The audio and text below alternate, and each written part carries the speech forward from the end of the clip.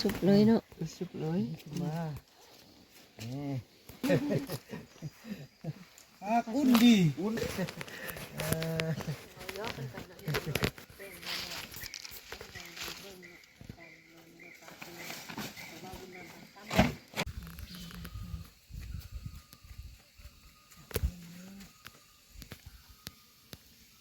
เป็นขดดำ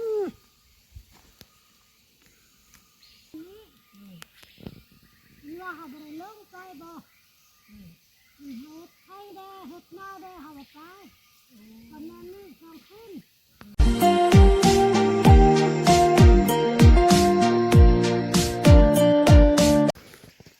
สวัสดีท่านผู้ชมที่เคารพทุกท่านตอนนี้อยู่กับรายการวิธีลาวบ้านนาเนาะทุกคนบ่าวบุญมีเนาะทุกคนมื้อนี้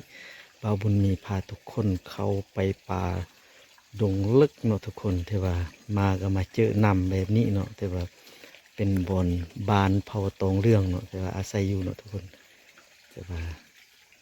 มันเป็นถาอาบเขาเนาะจอกอย่างนี้นะเป็นถาอาบน้ำนี่เนาะวันนี้เดินเบิ่งไปบนเขาอยู่บ้านเขาเป็นอะไรเนาะทุกคนว่าก็มีทางลงมาอาบน้ำนี่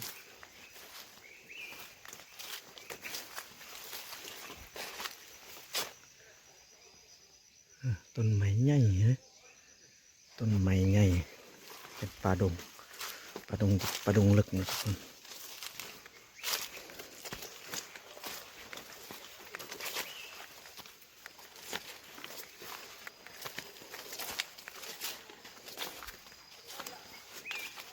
อันนี้เป็นบ้านเก่าเขาอยู่บนนี้มันพี่น้องเอ้ยตอนนี้พวกเราก็จะได้เข้าไปมอบเครื่องเนาะนี่นั่งดีๆเลยโอ้ต้องพ่อเมียเพิ่นก็มีกาแฟและมีขนมมีนมมอบให้ก่อนนะเดี๋ยววิทย์เดียว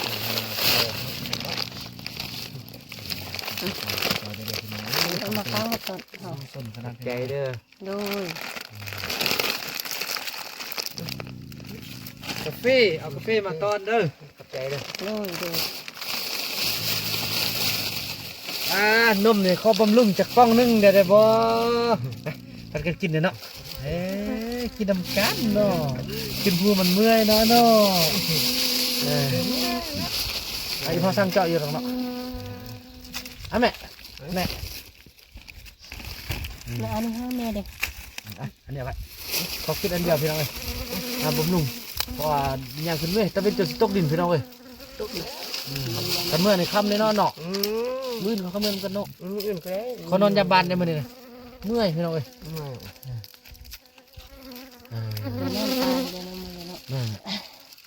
เบิ่งเขาสินอนเก็ดได้วันนี้ไปเมื่อเราไปเมื่อไปจะเศร้าไปเสาเนาะแล้วซะได้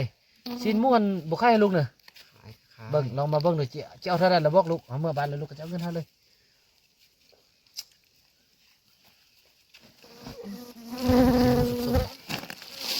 สินหมูปลาที่เขาเจ้าได้เนาะแรงดังไปแค่นั้นเนาะไล่เอาบอกเห็นแนวใดเอา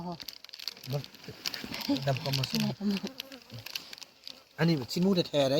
สิมูจักอันพอต้องเรื่องแท้ๆได้โอ้ควันเนาะเปิดเตื้อนบนดูเติมพลังเดี๋ยวก่อนพี่น้องไม่เนาะขึ้นหูเลยเนาะโยนมือแรกไว้กินเด้อโยนน่ะแรกกินข้าวก่อนแล้วสิมูน่ะมีแต่ตัวนี้นะตัวนั้นบ่แม่นแม่นเอาเท่าไหร่เนี่ยทั้งหมดแม่เอาเท่าไหร่เอาจากแสนแม่มันจะได้อันนี้สินคักนั่นพี่น้องเลยลูกชิ้นหมูหมดเลยสินหมูหมดลูกซื้อหมดเด้อซื้อเอาไปกินอยู่บ้านเด้อลูกซื้อเอาไปให้จวนเขาอียงอีเต้าจวนกินเด้อไม่ยังเลยโอ้นี่อันนี้เป็นอย่างบอกไก่นี่ข้าวนี่ครับพื้นนะครับข้าวแป้งอยู่บ้านโอ้ไก่น้องฟานน้องไก่น้องฟานย่าบ่เห็นตัวมีข้าวนี่เด้อมีอะไรมาไข่ลูกเด้อลูกเอาเลยไล่เด้อ อันนี้มันยังไง ใช้บ้านกันเอาคัน เอา ลู ข ก ยะคู่ก็ แล้วอันนี้มันตัวอย่างพอนี่ฮะไอ้แป๊ะเขาพูดอันนี้สิขาย ใช่ สิเอาเท่าไหร่นี่ บันนี้มันจะเล่นมันจะได้จะไปเลยฟังเอง แล้วเอาเท่าไหร่แม่เพราะว่าน่าจะได้ซื้อไปไว้ให้ มันกินออกมา ดูแนวได้เนาะนอนแนวได้เนาะมีแนวตาเนาะสายชีวิตมีแนวตาเนาะ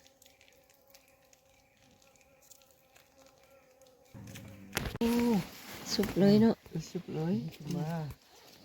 นี่มาเลยยิดได้อันนี้นะท่านบยักนะบแล้วกับอันนี้หมวกสินี่ มาเฮ็ดข้าวต้ม โอ้ขับสุด คักหาบ้างน ตัวที่ฮิต ำกำลังนอ พวน กเลย บนมาเลยนี่เนาะเคยเอามานอนหลายเทื่อแล้วบ่บนมาเนี่ย อันนี้เป็นครั้งที่สอง อืม ครั้งที่สองที่เอาเข้ามาพักบ่พอบันได พัก อุ่นดีอุ่นแต่ว่านอนนี่ครับบริเจเมียก็เจเมียแล้วเมียเข้าบ่ได้เลย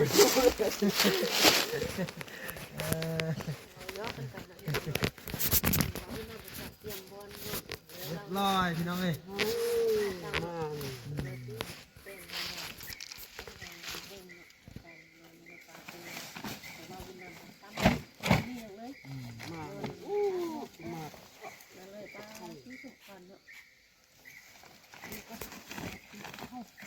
นะพ่อกินซีนพ่อกินซีนกินข้าวแรงเนาะ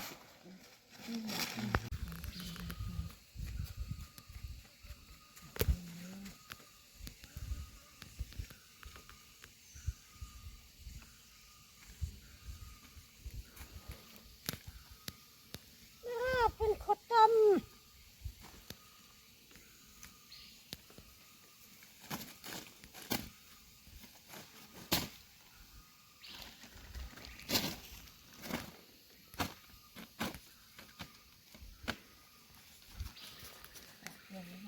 คือเฮาไป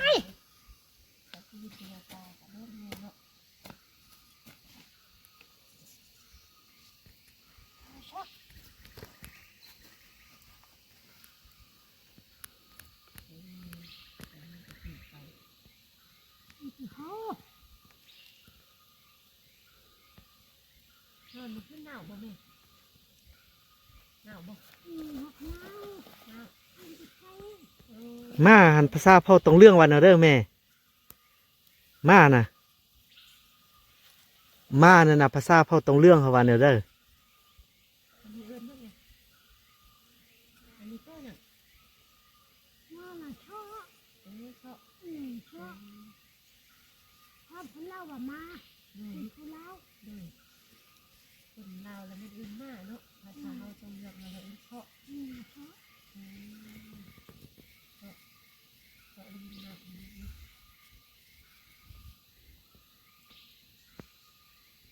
นี่ยังนิ่งเลยเนี่ยนอนที่ดินเลยนี่นอนนี่นอนนี่ว่านอนหันมันบอกนอนไปหันนะว่านอนหัน เดี๋ยวนี้ โอ้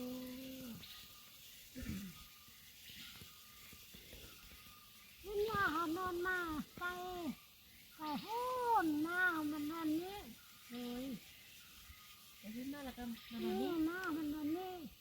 เขานอนอยู่คนหลายมื้อแล้วมาตื่นว่ามันนอนนี้นี่ว่าเขาบ่ได้ลงไปบ่เฮ็ดไข่แด้เฮ็ดหน้าแด้เขาบ่ไปเขานอนนี่สองคืน แล้วมันเห็นมันฮีดอันนี้ปิ้งซีนสกินนะสันเลยปิ้งซีนกินเนาะก็เล่นข้าวแรงนะ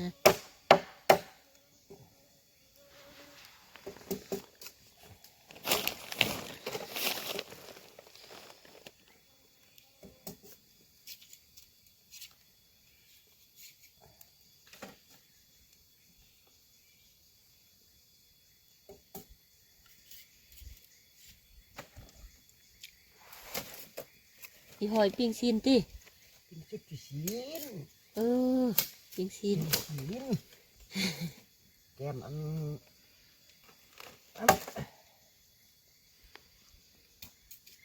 กินข้าวปลาเล่นเนี้ยอันนี้ให้กินก่อนตอนนี้มีเทือกบูเยอะตีปะนี่เนี่ยนะนี่แล้วพอใช้ปะก็ชิบไปล่างแต่อันแต่โฆษณาก็ไม่มันมัดนี่มันห้องว้าวว้าวว้าวมันนี่ห้องนี่มัน ลายตู้บ่ ไม่เห็นห้อยเห็นสินี่นั่นขับปากห้อยว้าวว้าว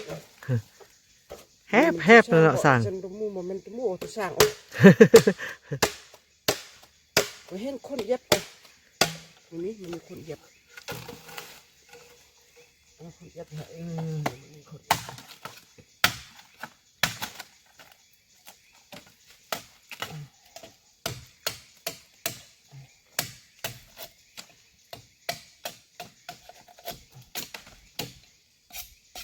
จอกกินกาแฟเต้น่ะ กาแฟนี่นะ บางไม่เฮ็ดเลยเนาะ นี่ปลาเห็ดเย็นแล้ว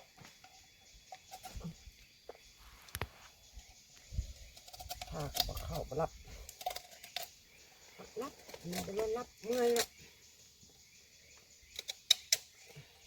กำลังอีกกินกาแฟ เสร็จเช้ามีแรงก็กินก็จวน